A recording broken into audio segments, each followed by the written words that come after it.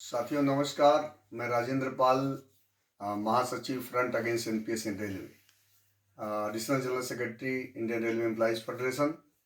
साथियों, एक महत्वपूर्ण चुनाव भारतीय रेलवे में होने जा रहा है जो आगामी 4, 5, 6 दिसंबर को। ये चुनाव निसंदेह पूरे देश में कर्मचारियों का सबसे बड़ा चुनाव है जिसमें अपनी मनपसंद की यूनियन चुनने का अधिकार आपको है। साथियों, ये चुनाव 11.5 साल बाद हो रहा है भारतीय रेलवे में। और मैं बताना चाहूँगा, आप सब जानते हैं कि ये चुनाव में जो है दो तरह की, अगर कह लिया जाए, दो तरह की यूनियनें भाग ले रही हैं। एक तरफ ऐसी यूनियनें हैं जिसने 2004 में एनपीएस को लागू कराने में अपनी महत्वपूर्ण भूमिका निभाई है, और फिर अभी 2024 में उन्होंने, जब पूरे देश में माननीय विजय बंधु जी के नेतृत्व में आंदोलन चला और सरकार के ऊपर दबाव हुआ, तो उन्होंने मिल करके फिर एनपीएस को यूपीएस के रूप में बदलने का काम किया है। और इसमें इस तरह के संगठन जो है, जो यूपीएस और एनपीएस के समर्थक संगठन एक तरफ लड़ रहे हैं, और वहीं दूसरी तरफ इंडियन रेलवे एम्प्लॉइज फेडरेशन से संबंधित जो है तमाम जोनों में हमारी यूनियनें भाग ले रही हैं, जो निसंदेह पुरानी पेंशन के आंदोलन को शुरू से ही, जब कोई इस मुद्दे पर बात नहीं करता था, तो एनपीएस के खिलाफ रेलवे में आंदोलन करने का काम इंडियन रेलवे एम्प्लॉइज फेडरेशन ने शुरू किया, और उसने front against NPS in railway का निर्माण किया। और front against NPS in railway Uttar Pradesh के अंदर अटेवा राष्ट्रीय लेवल पर एनएमओपीएस के नेतृत्व में, एनएमओपीएस के साथ मिलकर के आंदोलन को मजबूती से आगे बढ़ाने का काम किया है। साथियों, आप सब जानते हैं, तमाम जोनों में front against NPS in railway और इंडियन रेलवे एम्प्लॉइज फेडरेशन की तमाम यूनियनें लगातार इस मुहिम को आगे बढ़ा रही हैं।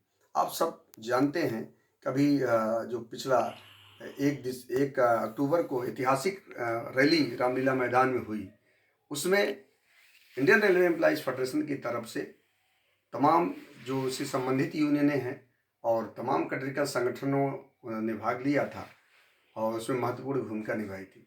साथियों, अभी ये चुनाव में एक और बात महत्वपूर्ण है, जो ये है कि आज जो रेलवे की हालत होती जा रही है, जिस तरह से रेल कर्मचारियों की संख्या घटती जा रही है, उसके जिम्मेदार कौन लोग हैं, ये एक महत्वपूर्ण सवाल है। ये वही लोग हैं जो वर्षों वर्षों से मान्यता में बैठे हुए हैं और मान्यता में रह करके तमाम चीज़ें ख़त्म कराने में अपना रोल अदा कर रहे हैं। तो ये आज एक सवाल है कर्मचारियों के बीच में, क्या वही यूनियनें फिर जीत के आएंगी? क्या जो आज हमारे ट्रैकमैन साथियों का जो सवाल है, जो उनको जीवन रक्षक यंत्र नहीं मिल पा रहे हैं, जो उनकी सुविधाएं छीन ली गई हैं, जो उनके जो है, उनको जो समान अवसर, परीक्षाओं में जो समान अवसर की बात है, उनको जोनों में अपने अपने अपने तमाम विभागों में देने की बात है, क्या उनको मिल पाएगा कि नहीं मिल पाएगा? ये महत्वपूर्ण सवाल है। तमाम कैटेगरियों में तमाम हमारे साथियों को देखने को मिलता है कि वो लगातार 12-12 घंटा ड्यूटी कर रहे हैं, उनको रेस्ट नहीं मिल पा रहा है, उनको 12 घंटा ड्यूटी कराया जा रहा है।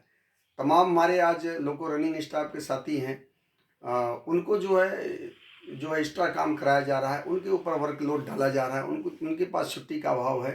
तो ये सब समस्याएं हैं। इन समस्याओं का समाधान कैसे होगा?